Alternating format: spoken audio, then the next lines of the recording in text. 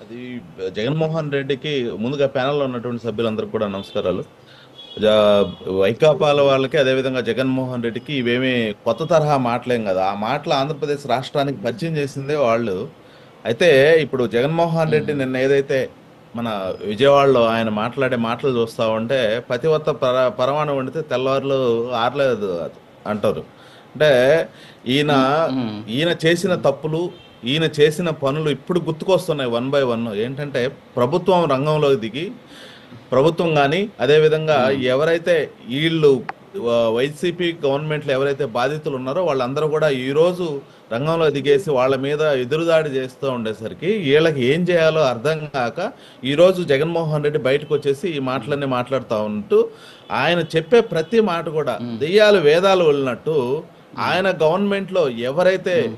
తెలుగుదేశం పార్టీలో కానివ్వండి, సామాన్యులు హ్మ్. కానివ్వండి, అదేవిధంగా ఎన్డీఏ కూటమిలో ఉన్నటువంటి ఎవరైతే నాయకులు కానివ్వండి, అదేవిధంగా సామాన్య ప్రజలు కూడా ఎన్ని విధాలుగా ఇబ్బంది పడ్డారో అవన్నీ కూడా ఒక్కసారి జగన్మోహన్ రెడ్డి గుర్తు హ్మ్. చేసుకొని నిన్న మాటలు మాట్లాడుంటే చాలా బాగుండేది. అయితే ఇప్పుడు పెద్దలు చెప్పినట్టు ఏంటంటే హ్మ్. జగన్మోహన్ రెడ్డి హ్మ్. కేవలం ఆయన పార్టీని కాపాడుకోవడం కోసం హ్మ్. ఆయన ఎవరైతే ఆయనకి హ్మ్. సొంత క్యాడర్ ఉందో వాళ్ళని కొంచెం తన మీద హ్మ్. తనకు నమ్మకం పుట్టించుకోవడం కోసమే నిన్న బయటకు వచ్చాడు. లేకపోతే ఇప్పటికే ఎందుకంటే ఆయన ప్రభుత్వంలో ఉండే ఆయన పార్టీలో ఉండే వాళ్ళు ఎవరైతే ఉన్నారో వాళ్ళందరూ కూడా చాలా మంది ఇప్పటికే ఆయన పార్టీని హ్మ్. వదిలిపెట్టి బాబు నీకు ఒక దండం నీతోటి మేము తిరగమని చెప్పేసి ఆల్రెడీ డిసైడ్ అయిపోయి వెళ్ళడానికి హ్మ్. సిద్ధపడ్డారు. కాబట్టి ఈ 6093 ఎవరైతే ఖైదీ నెంబర్ హ్మ్. 6093 నిన్న బయటకు వచ్చేసి ఇదొక హ్మ్. ఆ, లేనిపోని హ్మ్. ఆ, ఒక ఆ, ఆంధ్రప్రదేశ్ రాష్ట్రంలో మత విద్వేషాలు రెచ్చగొట్టడానికి కానివ్వండి, అదేవిధంగా ప్రాంతీయ విద్వేషాలు రెచ్చగొట్టడానికి కానివ్వండి, మత అదేవిధంగా విద్వేషాలు ఏమి కుల లేవులే గాని అక్కడ. భేదాలు ఓకే. కుల విభేదాలు హ్మ్. తేవడానికి కానివ్వండి, హ్మ్. ఆంధ్రప్రదేశ్ రాష్ట్రంలో కొత్త తరహా హ్మ్. డ్రామాకి జగన్మోహన్ రెడ్డి డ్రామా రాయుడు మరొక ఆ, హ్మ్. వేషం ఎత్తాడని చెప్పేసి అయితే మన అందరూ కూడా ఆంధ్రప్రదేశ్ రాష్ట్ర ప్రజలందరూ కూడా అర్థమవుతుంది. ఎందుకంటే గతంలో ఈయన అధికారంలోకి హ్మ్. రావడం కోసం ఆ హ్మ్. రోజు బాబాయిని చంపించడంలో హ్మ్. కానివ్వండి, అదేవిధంగా ఎయిర్పోర్ట్లో ఆయన హ్మ్. మీద కత్తిపోటు పొడిపించుకోవడం కానివ్వండి, ఇవన్నీ కూడా ఆంధ్ర రాష్ట్ర ప్రజలకి గుర్తున్నాయి. ఈ రోజు ఈ జగన్మోహన్ రెడ్డి చేసే పని ఏది కూడా, జగన్మోహన్ రెడ్డి మాట్లాడే ప్రతి మాట కూడా ఆంధ్ర రాష్ట్ర ప్రజలు నమ్మే పరిస్థితుల్లో లేరు. వాటిని మనం అసలు పట్టించుకోవాల్సిన పరిస్థితే లేదు. ఎందుకంటే ఆయనకి పిచ్చి పట్టిపోయింది. అసలు ఎవరు ఉండట్లేదు, ఎవరు నా దగ్గరికి రావట్లేదు, నా మాట ఎవరు వినట్లేదు, నన్ను ఎవరు పట్టించుకోవట్లేదు అనే ఒక ధోరణిలోకి వచ్చేసి ఈరోజు ఇవన్నీ మాట్లాడుతూ ఉన్నాడు. ఎందుకంటే మనము ఈరోజు ఆయన మాట్లాడే ప్రతి మాట కూడా ఏం మాట్లాడతాడంటే ఆయన నిన్న మీడియా ముందుకు వచ్చి ఆయన హ్మ్. మాట్లాడాల్సిందండి రాజకీయ పరమైనటువంటి అంశాలు మాట్లాడాలి.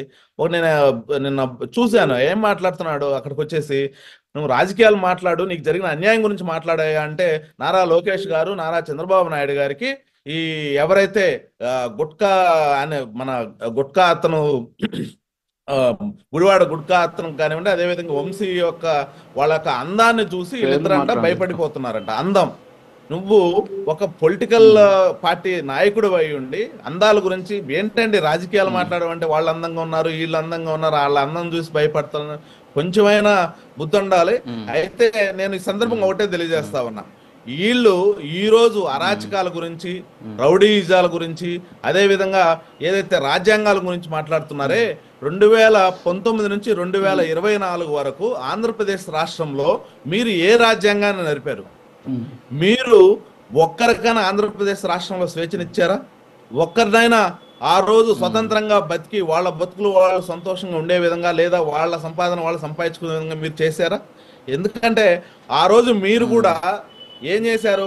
భారత హ్మ్. రాజ్యాంగాన్ని పక్కన పెట్టి, హ్మ్. అంటే ఒక భారత రాజ్యాంగంలో 4 పిల్లర్లు ప్రజాస్వామ్యం, సామ్యవాదం, హ్మ్. అదేవిధంగా లౌకికవాదం, గణతంత్ర రాజ్యం. మీరు హ్మ్. ప్రజాస్వామ్యానికి హ్మ్. ఎక్కడన్నా విలువిచ్చారా? వీటన్నిటిని కూడా తుంగలో దొక్కి హ్మ్. పూర్తిగా లా అండ్ ఆర్డర్ని హ్మ్. చేతిలో పెట్టుకొని, హ్మ్. లా అండ్ ఆర్డర్ని చేతిలోకి తీసుకొని, అధికారులను చేతిలో పెట్టుకొని మీకు ఇష్టం వచ్చినట్టు ఆంధ్ర హ్మ్. రాష్ట్రాన్ని ఆ రోజు అరాచకాలకి, అదేవిధంగా హ్మ్. దారులు దౌర్జన్యాలు ఎన్నో చేశారు. ఆ రోజు ఆంధ్రప్రదేశ్ రాష్ట్రంలో మీరు చూసినట్లయితే ఎన్ని చేశారండి? ముఖ్యంగా దళితుల్ని, అదేవిధంగా హ్మ్. ఎస్సీలని, బీసీలని, మైనార్టీలని ఏ విధంగా ఇబ్బంది హ్మ్. పెట్టారు? అదే ముఖ్యంగా దళితులు డాక్టర్ అచ్చెన్న హ్మ్. కానివ్వండి, అదేవిధంగా సుబ్రహ్మణ్యం గారు హ్మ్. వైసీపీ ఎమ్మెల్సీ అనంతబాబు ఏవైతే డోర్ డెలివరీ చేయటం కానీ, అదేవిధంగా డాక్టర్ సుధాకర్ గారు కానివ్వండి, అదేవిధంగా నాగమ్మ గారిని, ఓం ప్రతాప్ని, ఈ విధంగా ఎంతో మంది ఎస్సీలని, అదేవిధంగా బీసీల్లోకి వచ్చేసరికి మనం హ్మ్. మాట్లాడుకుంటే అదే మన ఆ, హ్మ్. ఇక్కడ రేపల్లి జిల్లాలో ఒక చిన్న పిల్లోడండి, చిన్న పిల్లోడు అమర్నాథ్ గౌడ్ని పెట్రోల్ పోసి తగలబెట్టారు. కొంచెమైనా సిగ్గుండాలి. అది చాలా బాధాకరమైన విషయం. ఒక ముఖ్యమంత్రి అక్కడికి వెళ్ళి కూడా పరామర్శించినటువంటి వ్యక్తి ఈ రోజు ఒక ఎవరైతే దళిత యువకుడిని భయపెట్టి ఇచ్చేసారో అతనికి పరామర్శ కోసం పోయారంటే ఈ జగన్మోహన్ రెడ్డికి ఏమాత్రం కూడా ఈ రోజు అతని పార్టీని కాపాడుకోవడం కోసం ముందుకెళ్తున్నాడే తప్ప ఈయన ఏదో ప్రజల మీద నమ్మకంతో ప్రజల మీద ప్రేమతోటో కాదు. అతను ఈ రోజు వెళ్ళాడు అంటే అది వంశీ మీద ప్రేమ కూడా కాదు.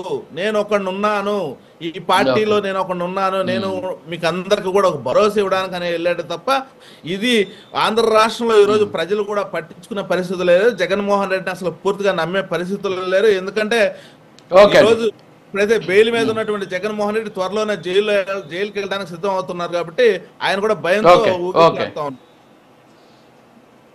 Okay good morning Rayapati Arun గారు.